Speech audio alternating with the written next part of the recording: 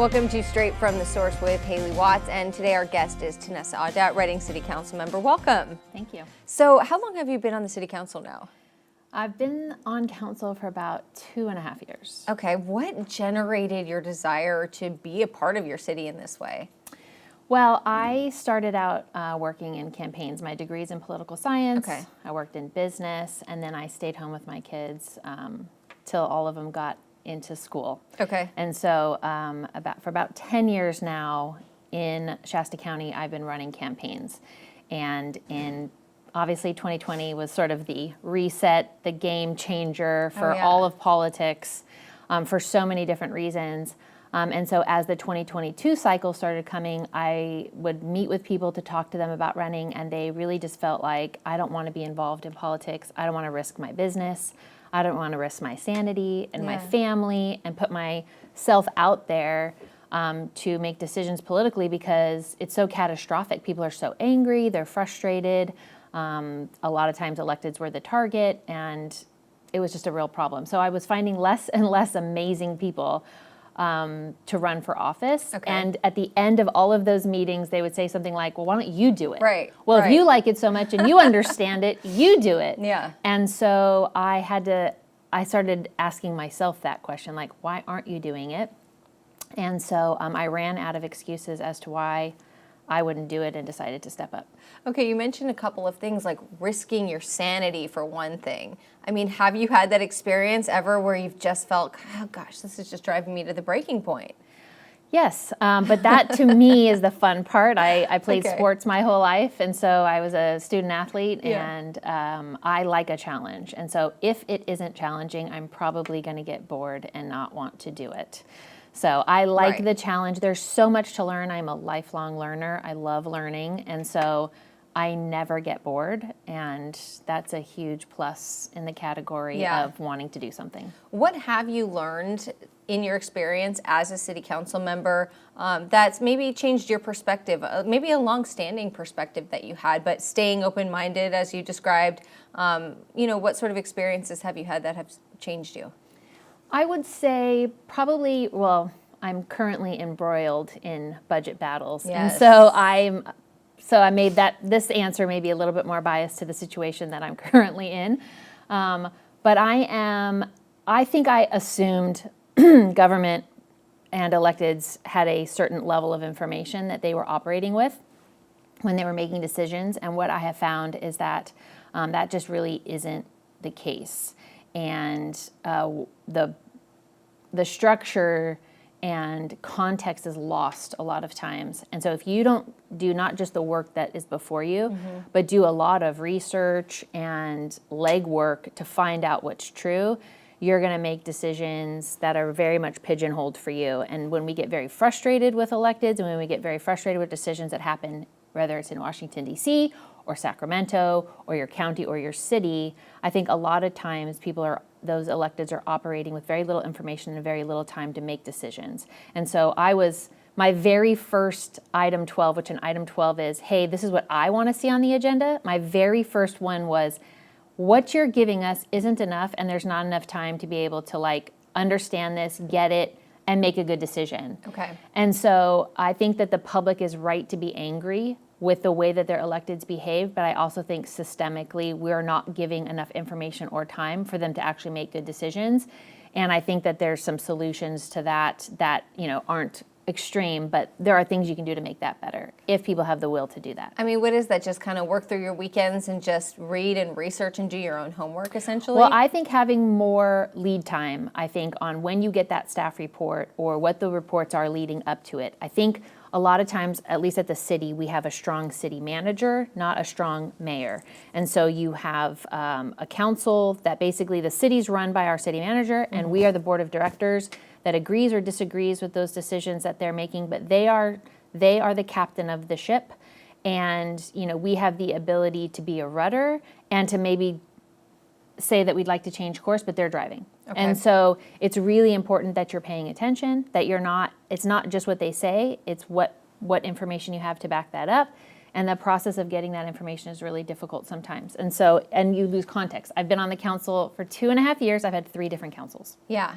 Right. 3 different Right. makeups of a council just in the 2.5 years that I've been there. So when you don't have institutional knowledge, you don't have people that have been on for a long time, staff and your management team or the city manager really gets to dictate what's happening, and you rise or fall based on what they tell Yeah. you if you don't have enough of the back information or the time to go find it. That's such a tough thing because I think that Americans, we like the idea of transitioning power, right? We don't Right. want somebody in control for forever. I think there are a lot of complaints, especially in Congress or Yeah. Supreme Court justices. Right. But at the same time, there's something to be said for experience and having that knowledge and having a history with something. Yeah, continuity.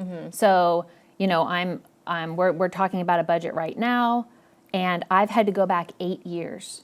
So I have spent minimally 40 hours a week, and sometimes those are 10 and 14-hour days with all of these documents. I had to first collect all the documents. I Right. got 8 years. You go back 2 years, you go back a year, and you're like, well, this doesn't make sense. So you got to go back another 2 years, and you're like, wait a minute, that doesn't make sense. And then you got to go back another 2 years, and then you have different people that were leading at the time. So you're like, okay, this is how their statements, this is how they're doing their statements. Wait, I haven't had statements. Oh my gosh, I haven't even gotten, this is what it used to look like. Right. Now this is what the staff reports look like now. I wasn't on back then, so I didn't know that there was a difference. Now I'm not getting the financial statements I thought I was getting. So there's just been this progression of understanding of like, wow, when you have a new council come on and you have a lot of people without that institutional knowledge and that hunger Yeah. to understand Yeah. and the time to be able to do it. Right. Because, I mean, A this lot of is people have another full-time job. Yeah. This pays $600 a month. Right. And I easily have put in hundreds of hours to understand the current budget that we're in because we have a major shortfall. It's being propped up. They're claiming for the first time in history that Reading is going to make more money than they spend without seeing where those cuts are coming from, not really understanding how we're going to get there because the personnel numbers are exactly the same as the last 2 years. Right. So there's just a lot of questions, and at our meeting, not a single question was asked by any other council member. And as I began to ask questions, I was stopped and they went for a vote. So when you have this big of an issue, Yeah. or the fact that it took till May to get actuals and only actuals of expenditures for one of those years over those 2 years. So it's just been a very difficult process to just get information. Okay. And then understand you have a very short time. We got a 300-page budget that we had 6 days to look over. Right. And they asked no questions. Well, okay, you've looked back 8 years Yeah. now because you had to do your own Yes. homework. So why do you think that Reading is in the situation that it's in right now? Were there mistakes in the past or things that were just overlooked? Definitely, I think some bad decisions were made. I would say that all of California right now, you could probably do a case study of what happens when the government sends checks to people and we've inflated the amount of cash that's in the market. And so in California, city by city, and you've seen this in Sacramento, you're seeing this in LA, as these fires come and they're like, oh, we're making all these cuts just when they need it the most. Really what that is a byproduct of is how did the management of these cities handle all this one-time money? Whether that was COVID dollars that came to them in the form of the American Rescue Plan Act money. For City of Reading, it was about $18 million. And how did they handle when stimulus checks were being used and people were going out and buying all these things that they wanted? Right. And that added, sales tax revenues. It was just a very short period of time. So what did cities do when they had a lot of this one-time circumstantial money? What decisions did they make will determine, and that management decision will determine sort of how they're doing now. And you could look up and down the state to see who did a good job with that and who didn't, and Reading did a terrible job with that. And what that looked like was massive raises. If you look, and a massive increase of staffing. So if you look at from 21 to 24, for instance, we've grown by over 150 people. We've hired more people. In addition to that, they didn't just give raises, they actually increased the minimum that people get paid. So let's just say you had a director, and if they were new, their range of pay was between $90,000 and $140,000. Maximum they'd be paid is $140,000. Between 21 and 24, that maximum of $140,000 became a minimum of 150. So now, minimally, they made 150. So if you were new in 21 Right. or 22 and you came in around the bottom, you got like a $50,000 raise Right. within 3 years. And if you spread that across all 95 executive positions, I mean, this is an unsustainable amount. In addition to every single union group, every group got at least a minimum of 20% raise. I mean, isn't this just how inflation happens, and it's just the natural progression? So the baseline of something, the base pay increases, and it's to keep up with the rising cost of everything. That was one thing we saw during COVID. It was like inflation was on pause for a couple of years, and then all of a sudden the price of everything skyrocketed. Yeah. And then nobody could afford anything anymore. Yeah. And you're seeing shrinkflation, and you're Yeah. seeing inflation. And in order to attract qualified candidates, that's always the argument you hear from cities and counties as to why they need to increase the pay, right? Especially I hear it from police departments, fire departments. We can't keep up with comparable cities who are offering more. So how do you meet that need without increasing the pay? I think the hard part about that is it's always a hypothetical. It's never the actual reality. It's sort of this could happen if we don't. And so I get the idea that, you may need to bring people up. We've only had 2% increases or 3% increases, but to jump within a year to 20% Yeah. isn't unsustainable, and largely due to the fact that raise compounds. So if I raise your pay 15% this year, and then the next 5% is on top of that 15% increase, so that compounds. And in the public sector, which is what we are, you have a guaranteed pension.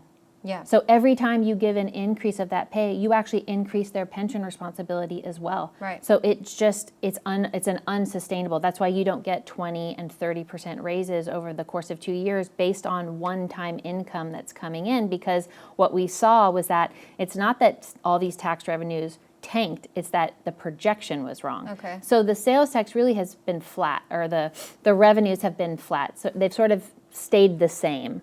They haven't really increased very much. But the projection, what they thought was that, or what they told the council, was that you have this big increase because of COVID, and now it's just going to continue to triple itself, and it's Right. going to continue, and it just doesn't, that's Yeah. not how the growth went.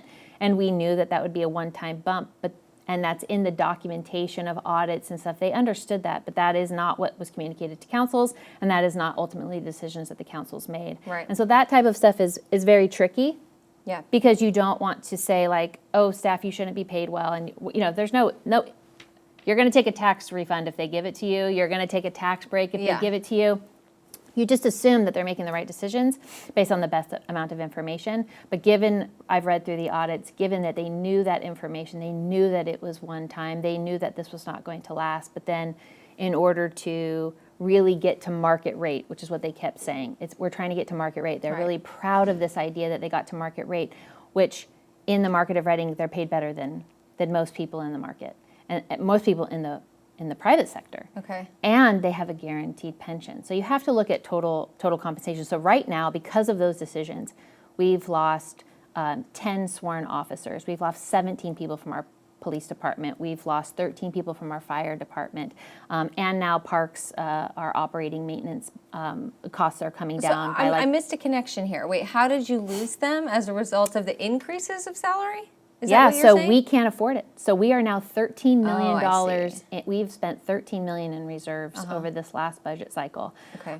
They projected that we would spend $4 million of reserves. It actually ended up being $13 million. Okay. So they weren't just wrong; they were very wrong So you about didn't what let they're. go of. They did positions. attrition, so they just didn't rehire see. and refill. But now the budget has lost those positions. And what's wild is that's 27 positions out of public safety Right. that no longer exist, not to protect the people, which is all anybody cares about. Yeah.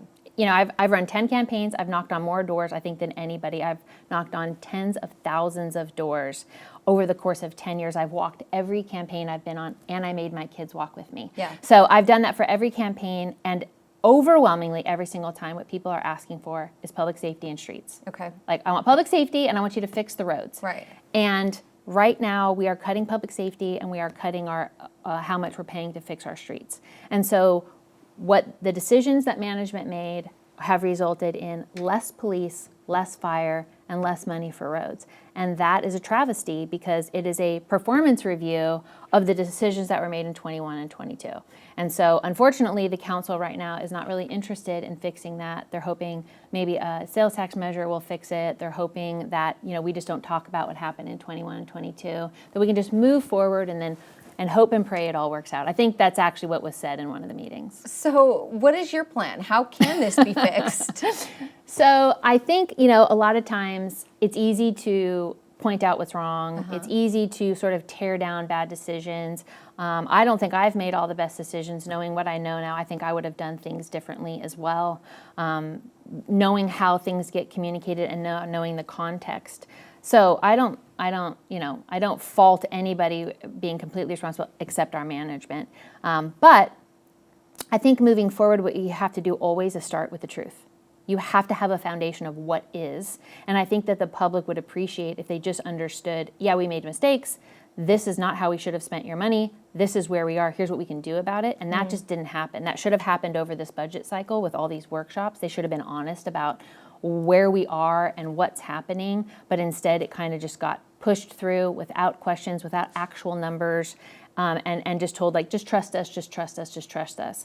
And so right now, I don't think there's very much trust. Do you think that there was malintent from the management? I don't think it matters. I don't think their intention matters. I think the result matters. Okay. And so I can't guess anybody's intent. I don't want anybody to guess my intent. And so I would say, more importantly, we have to look at the result. And the result is that they were off by over 200% of what they thought that we were going to actually have to spend.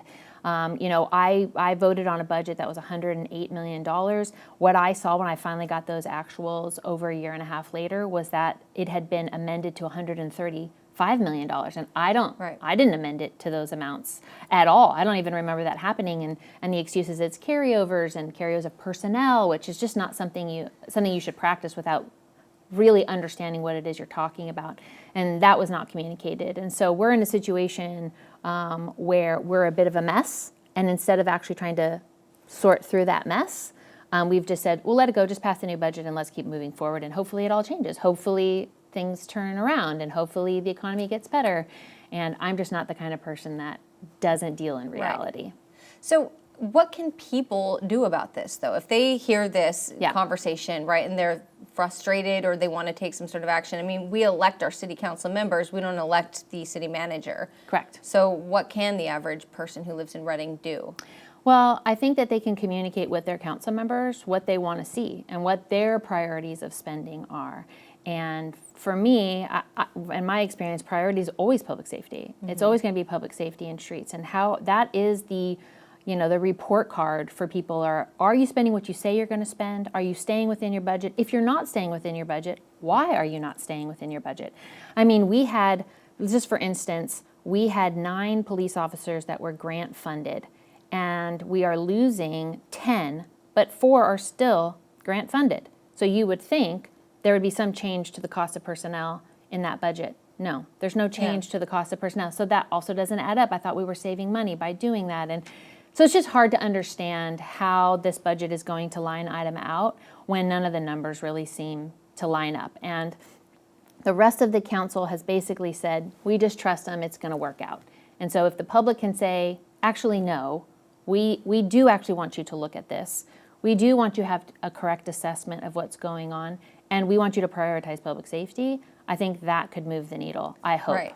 But for the future, right? Well, we can amend any budget. Okay, it can be amended. It can be amended. Yeah. It can be changed, and it often does. They often change based on what's happening financially. They often do change that, but we're not trending in a great position. We are below our 10% threshold, which is what we have set as a policy. I would say there's been several policies that have been violated, and we really haven't had a plan. So if it was up to me, and this council was going to listen to what I'd have to say, I'd start an ad hoc committee. I would investigate and look at what exactly happened and then give some recommendations of some policies that can change so that it doesn't happen that way again. For instance, what I understand after studying is that September's, we have sort of a true up.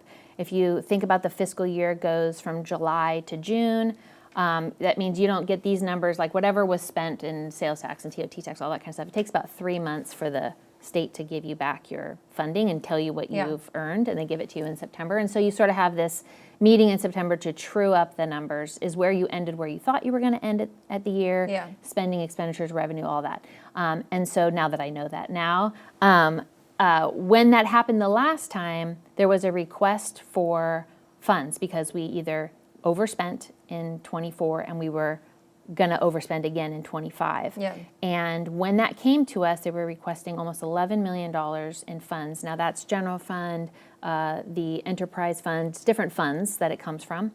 And it was confusing the way that the report was written. It was confusing the report that we got. And I asked the question, where is this money coming from? Like, how are we paying for this? Because you're saying revenues are down, but our expenditures are down even, like revenue was down $1 million, but expenditures were down $26 million. So that seems like we should be averaging that out. Like we should be okay. But you're asking for $11 million over 2 years. Like, wait, what's going on? And I got a weird answer. So I said again, okay, is this money coming from reserves? And the answer they said was no. But the answer was actually yes. To the tune of not $4 million, to the tune of $10 million out of that. Out of that one decision, we used $10 million of reserves.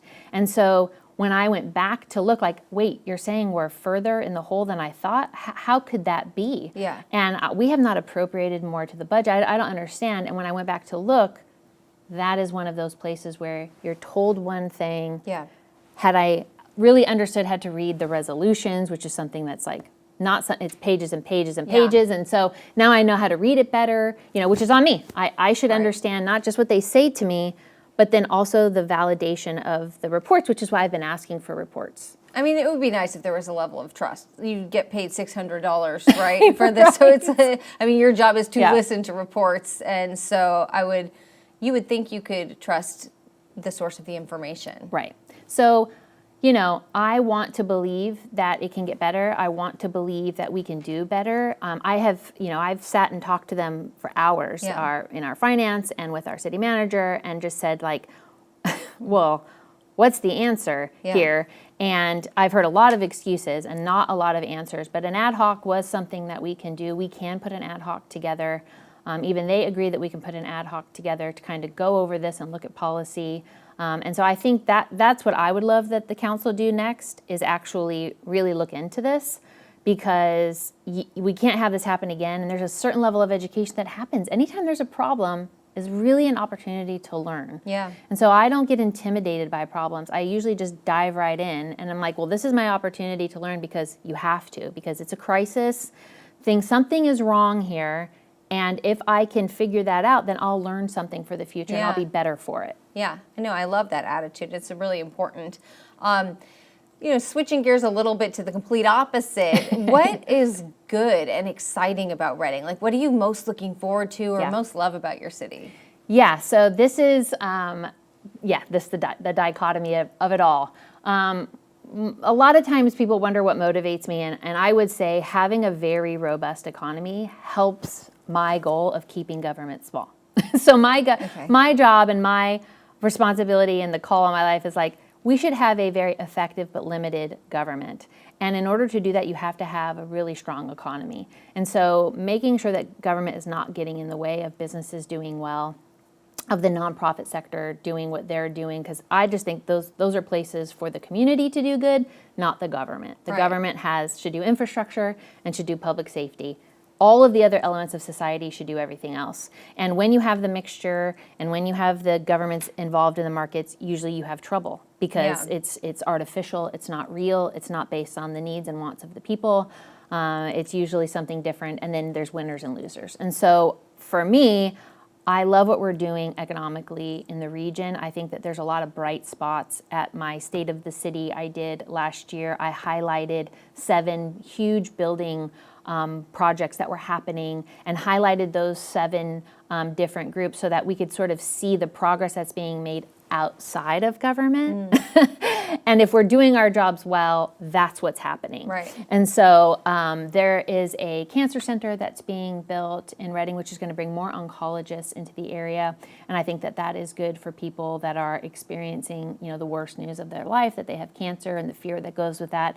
This is going to be an incredible facility that brings doctors and brings care right into our area. We've had some social advances as far as our Good News Rescue Mission has really grown and advanced itself in its care of our homeless community. They've been doing it the longest. I think they've been doing it over 60 years. And there was some legislation that passed in California that allowed them to take state funding. And with that, they've improved their infrastructure. And they are opening a day resource center to house one place for anybody that's about to experience homelessness or has, of where to get resources in one place instead of having to go to the DMV and Social Security, which can be so hard if you it's don't even so have a car. hard. And if they have one bad interaction with somebody, they sort of get discouraged, and they feel like the system is out to get them and not for them. And so having another place to have that there, working on that. We have our Simpson College is actually building a new technology building that's going to have degrees for engineering and the technical field, which is going to be really good for us because we hire a lot of engineers at the city, and it would be great for them to know the area and understand that there's just a lot of places economically and in other areas that are growing, and that is what I always want to highlight. I want businesses to come. We have signed a lease with Amazon to come and build a distribution center. That's going to be another 100 or so jobs. Which more people will like that their packages get there quickly. But, I like the fact that it's going to bring good paying jobs into the region. Those are the types of bright spots that we're looking that are on the horizon. We're just not quite there yet. Now, the sports park, that's still going to be paid for by the city, right? But were you pitching that be it run by a nonprofit or something as well? Yes. So there was a couple of, I think, opportunities there. I'll tell the best part of the decision that was made was that the soccer park, who's right next door, that there's going to be some possibly crossover as far as running the restaurants and the liquor license that comes with that. That will make both those facilities more sustainable. But the city is not in the restaurant business, right? And so while that I think is good for both of those parks to keep their revenues up. I don't think that we're in the position right now. The reason I didn't vote for that was because financially we're in a really terrible position. It's going to add jobs to the city that we can't afford. It needs $5 million of upgrades and work, so there's a huge liability there. It's just a big undertaking. And we had a nonprofit that was interested that does this already on a smaller scale and that would be interested in put a nonprofit together to actually run this. And the city just wasn't really interested in that option and said there would not be the same amount of grants for that. And unfortunately, they wanted it. Right. Okay. And I can't fault, them for wanting it, but I just didn't think that it was a good financial decision for where we are at right now. But I'm hoping that it works out. I'm hoping that it works out best for both of the soccer park and the park. Now that we've made that decision, I want to see it be successful, and I'll do that all I can to make it successful because that is the decision that the council made. Okay. Interesting. So I'm curious to ask you a little bit about Bethel, because ever since I've been here for maybe 9 or 10 years, and throughout the years we've received different emails. Some people feel like, gosh, this church has a huge influence. And I think I looked it up, and a recent data show that maybe 10% of the community is involved, and including a few city council members, right? Including yourself, yes. right? Yeah, I go to church there. Do you think that, is there like a political power or agenda or anything coming from Bethel that wants to affect change in the community? So I think as a whole, I think everybody wants to feel like they can affect any kind of change or any good for their community. So I don't think that Bethel's exclusive in wanting that. I think most churches and most Christians are like, I just want to be a good person and do the right thing. And I don't think that Bethel's any different. I've only been in Reading for 12 years. We moved here in 2013. I've been in a lot of churches, much longer than I've been in Bethel. And so I could just give you my take on what I've seen. I think it's just most like many other churches where they know more about what's going on nationally and maybe a little bit at the state and very little of what happens in their city. And so, I sit in overflow most times because I get there late. And by late, I mean on time, because there's a lot of people that go there from out of the area. And so I never get a seat. So if you at any given thing said, hey, does anybody know who this person is? They'd have what I don't know everybody there. It is what I love about the church is that they very much major on you should know the truth, you should know who God is, you should trust God, you should read your Bible, like the things that you're looking for in most churches. Right. What they don't do is like super good community because they're huge. And it's a lot of transient people coming in for conferences or the schools, and they're coming in for other cultures. And so that all has its positives. But as a negative, it's not really I may go to church and not see a single person that I know. Yeah. Right. That happens often because I don't know all those people. Yeah. I sit next to people I don't know most times. So when people say like, oh, you know, what's Bethel's involvement or their influence, you're like, I just go to church there on Sundays. Yeah, so it wasn't like I'm not on staff. The pastor didn't ask you to run for council Never. and say, deliver the message of Bethel. Oh gosh. Yeah. No, and what would that even be? There's like 400 pastors there. Right. It's like, I say all the time, and I don't mean this in a bad way, I mean it in a good way, because I've been in a lot of churches and a lot of denominations. It is not a organized religion. It's not part of an organized religion. I say it's a disorganized religion. Okay. And I don't mean that in an insulting way. I'm just saying like it does not centralize power. They're more interested in you being responsible for yourself than then telling you what to do. Okay. And they don't want that responsibility. Yeah. They're like, you do whatever you do. Please do it well. Right. You know, because you represent the Lord, not Bethel. Yeah. Yeah. I don't work there. So, and I've never been on any kind of board there. You know, we did have a past council member that was actually on the board. So probably her influence in the city and there was more significant. I don't have that kind of influence. Now, I hope I influence them more about what's happening in the city and about how they can be more responsible and how they can get involved and the things that they can do. I hope I'm a good influence on them, but I also visit many other churches and I hope I'm an influence to them as well of just being somebody that puts the Constitution first. And when it comes to government, because I teach the Constitution I have, and really the message for me is if you are going to get into politics, it's not about being a Christian, it's about being an American and understanding how the American system works, and you give opportunities to all, irregardless of where they're from, where they go to church, how much money they make, you know, if they own a business or not. Like, your job is to bring justice to the people that you serve, and you need to do that in a way that's honoring and respectful and transparent. Yeah. You know, you got to show up every day in a good way and represent yourself well. Just as being an American. Right. So that's sort of like, obviously my faith keeps me getting up every day for $600 a month, you know, like, you know, it's like my faith, it says you need to not just bring justice, but you also have to bring righteousness, you know, because that is important. And if in the absence of something good and positive and righteous, you'll just settle for justice. And that is just constantly trying to right wrongs, but without building something new. And so in the absence of righteousness, we'll just settle for justice. And that is short-lived. Yeah. It's what you build with on that truth that actually matters over time. And so it's not just enough that we say, hey, we spent too much money, we can't afford all these raises that we gave. This is an unsustainable path that we're on. Okay, well, what do we do about it? And I would love to have that conversation of, okay, well, how can we pivot? What can we cut? Because it shouldn't just be police and fire. You know, so that's my faith motivates me to do that because I love people, and even though they drive me crazy, I love them. You know what I mean? At the end of the day, I'm called to not get to trip over that. Yeah. But to continue to have a vision and to get up every day going, okay, well, how can we do better? Yeah. What could we do more? And just assuming those people want the best too. And if you can talk to them and help them, you know, they'll be part of the solution. Okay.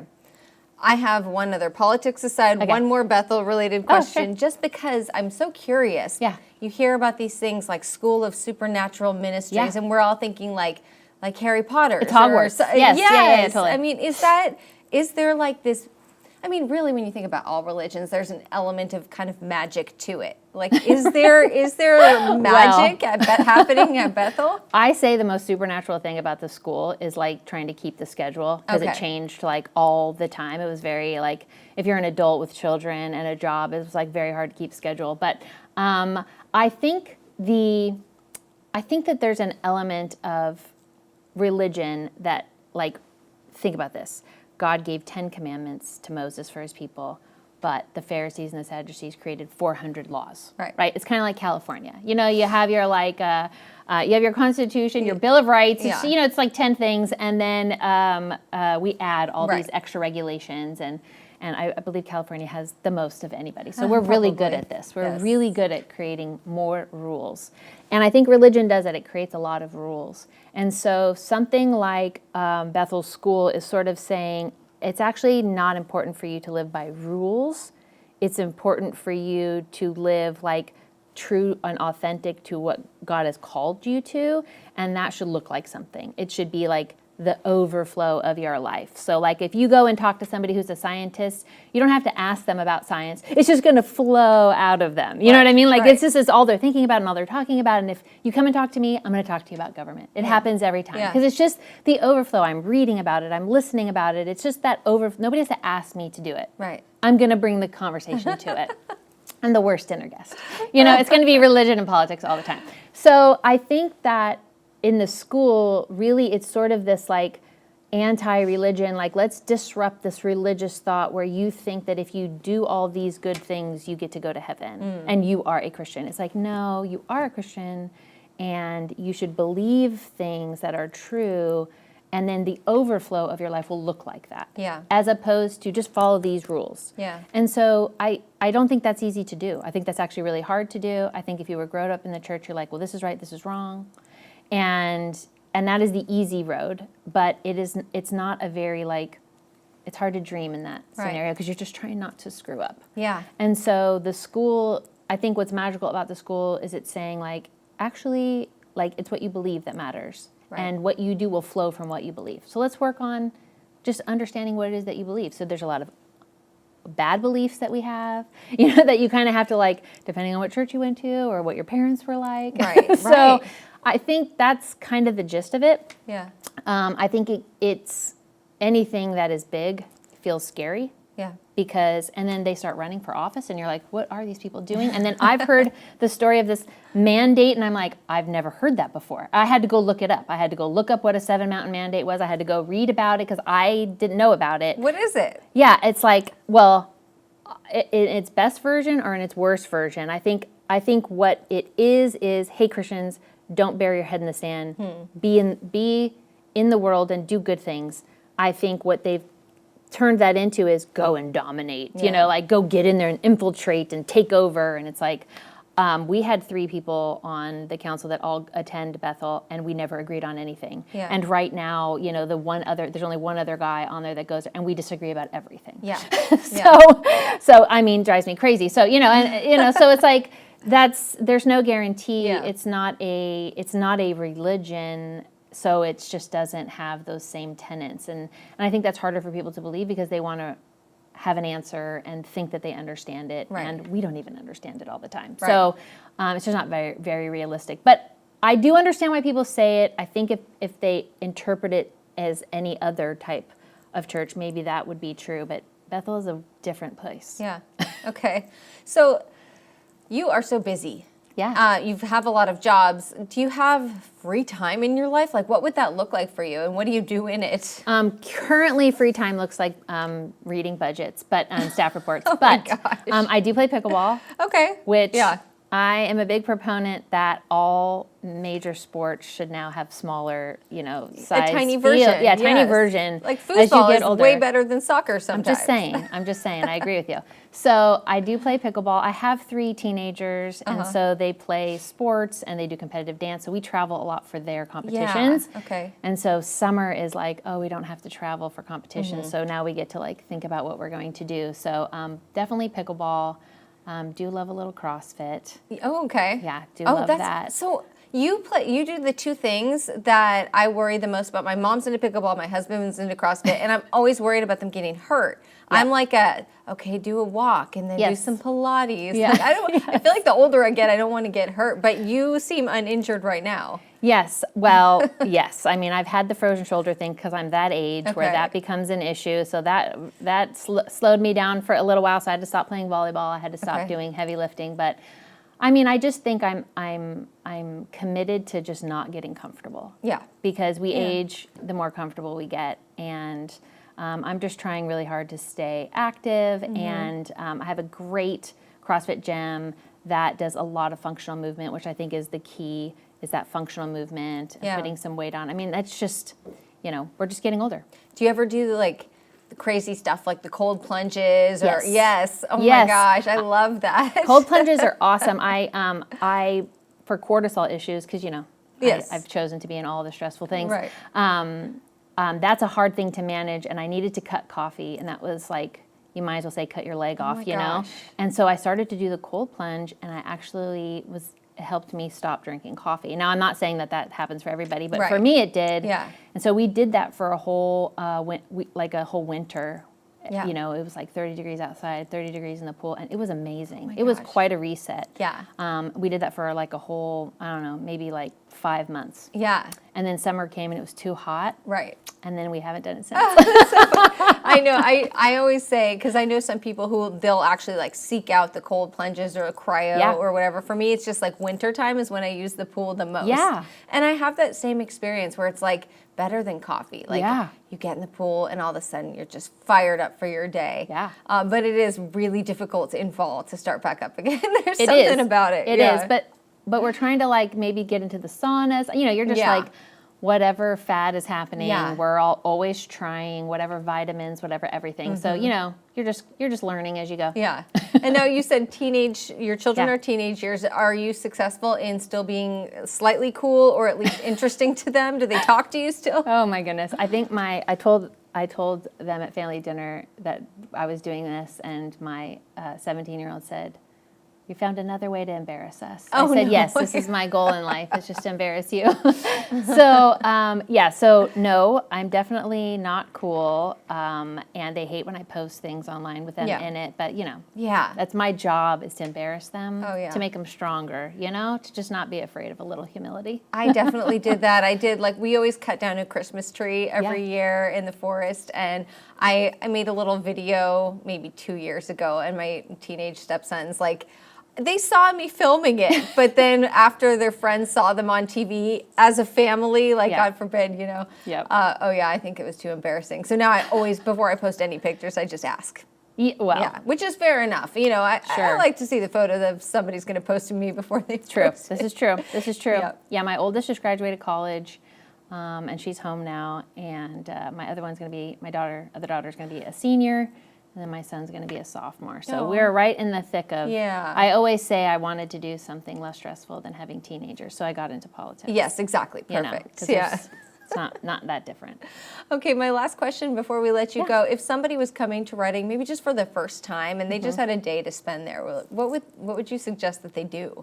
Oh my goodness, there's so many great things. I would say I would start down at the Sundial Bridge. It's just such a beautiful bridge. It's so different and unique, so historic. And then also you're just right there on the water. There is an incredible restaurant that's attached to Turtle Bay Museum. So if they had kids, I'd go into the Turtle Bay Museum. But I would have lunch at the Branch House. They have incredible sandwiches there. So I would probably eat there. There's river trails all along there. I'd probably tell them to take off on the river trail. There's along the river, there's several places where you can walk. I would definitely recommend that because you're not going to find that anywhere else. It's absolutely beautiful. Catch a concert at the Civic or the Cascade. There's always activities going on there. We have right downtown on First Fridays, we have big festivals out in the street. And so there's just a lot to do, a lot to see. I think you get close to the river. You get out in nature, and I think you're going to get your money's worth with coming and visiting. Yeah. Okay. Tenessa, thank you so much for being here. We really appreciate it. Yeah, absolutely. Yep. Our guest today made some claims against the City of Reading's management regarding information presented in budget hearings. While we are not able to fact check in the middle of an unedited interview, I did reach out to the city manager to invite him to come on as a guest and share his perspective on the situation.